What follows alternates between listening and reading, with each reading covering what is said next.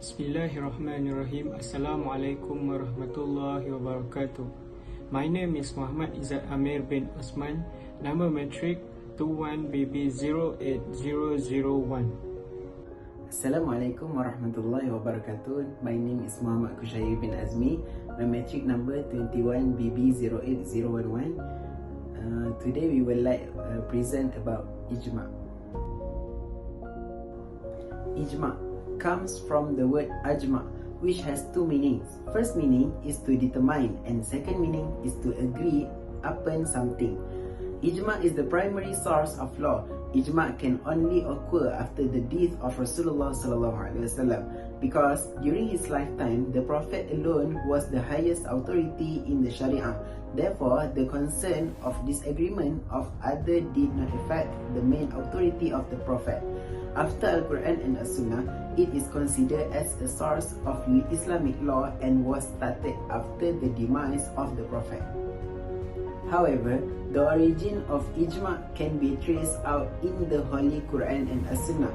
Both the Quran and Sunnah give permission to find solution for some matters that the Quran and As-Sunnah never gave a solution that arise at the time. Next, we go to definition. Jumhur ulama have made ijma as one of the sources of Islamic law after the Quran and Hadith. Ijma has a very significant role in resolving various new issues and socio-political needs through the opinion of the majority of the people. Next, in etymology, ijma is defined by the scholars as an agreement on something. But in terminology, the majority of scholars define ijma as the agreement of the mujtahids among the people of the Prophet Muhammad at a time after Prophet death on Islamic law. Ijma is the consent of the mujtahid who has all the conditions of a mujtahid, such as having knowledge of the Quran and the Sunnah, mastering the Arabic language very well, sufficient knowledge of Usul Fiqh, and so on. The main function of ijma in those early days was to unite different opinions on a question progressively. Ijma also served to ensure the validity of the interpretation of the Quran and Sunnah of the Muhammad SAW, so as not to be distorted, especially in legal decision and opinion from sources at the beginning of the century. There are two types of ijma. The first one is ijma as-sarih, explicit ijma. Ijma as-sarih or ijma sarih is an ijma in which the ijtihad expert or scholars each issue their opinion, either orally or in writing, about their approval of the opinions expressed by other ijtihad experts. Some call it ijma bayani, ijma qawli, ijma hakiki, and so on. But although the names are different, in terms of definition it remains the same, so that you can also call it with the actual ijma or other terms that lead to ijma sarih. Next, ijma al-sukuti, ijma by silence. Ijma al-sukuti is the ijma that occurs when the scholars decide to remain silent, where the silence of the scholars or experts of ijtihad is because they agree with the opinion expressed by other experts of ijtihad. Takes place when some mujtahid, one or more, give a legal opinion with regard to specific rule about a particular legal issue. Then the rest of them are informed of this opinion and they keep silent, and they neither acknowledge it nor object to it. Next, the feasibility of ijma. There are various views on the extent to which Muslims can follow the consensus made by the scholars. According to the Mu'tazila and some Shiite scholars, they have concluded that ijma cannot be implemented where all legal decisions made are invalid for Muslims to follow. Zahiris and Imam Ahmad Hanbal conclude that ijma can be implemented but only limited to the ijma of the companions of the Prophet Muhammad only. Imam Malik on the other hand, conclude that Ijma can be implemented but only limited to Ijma made by the people of Madinah. But Ijma can be implemented if it is facilitated by the ruling authority. The government in each Islamic country can, for example, set certain conditions for attaining the rank of ulama and reorganization through certificate. Bismillahirrahmanirrahim. So for my topic, the law denies Ijma.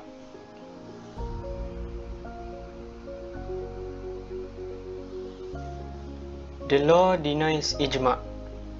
Abdul Latif explained Ijma as taking the place of the third source within the legal source. Scholars differ on the difficulty of disobeying the law-supported Ijma, namely, number 1, some scholars are of the opinion that denying Ijma is kufur because it's included within the agreed argument. So the second one is another scholars like Imam al-Haramain said denying the law of Ijma is not kufur because the argument of Ijma is zanni. It further denies the argument of the non-infeasible proposition. So next, we go to the importance of Ijma in the modern age. The importance of Ijma in the modern age. Ijma is a source of fiqh that certified as authentic and must be accepted. Through the method of Ijma, the laws of Sharia are often determined for brand spanking new problems during this age. We believe that this process is not possible to succeed except by creating majma' fiqh which bring together all ulama mujtahidin from everywhere the Islamic world. This fiqh majma' should be equipped with facilities that are in line with age in order that they will solve the issue of fiqh today easily and during a more orderly manner. Through the newest technology, new problems are often disseminated in order that they will be read by the general public. Even more important is that the ulama can express their views on the laws. When all the opinions expressed are prescribed, it's considered a part of laws that are in his ijma. And this ijma is on brink of the ijma that is performed on the side of fuqaha, where it must be obeyed and practiced. So next, we have terms of ijma. So what we have in terms of ijma is there are several conditions outlined by the scholars to determine whether a person is eligible for ijma or not.